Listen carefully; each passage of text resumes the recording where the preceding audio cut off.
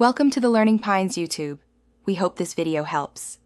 You start by powering everything down and back up. Do it deliberately, 10 to 20 seconds between cycles, because residual states often cause drift.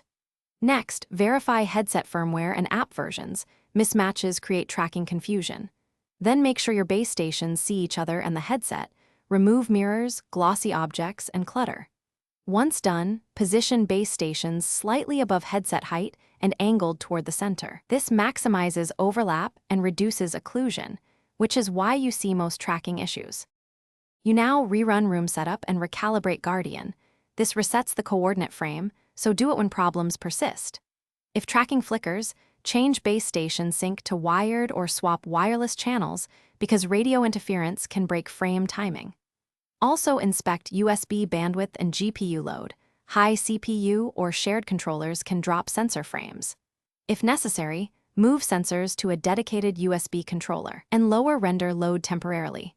That stabilizes timing, which is critical for finish by running a focus tracking demo for 5 to 10 minutes while you move deliberately, fast, slow, and occluding to confirm stability.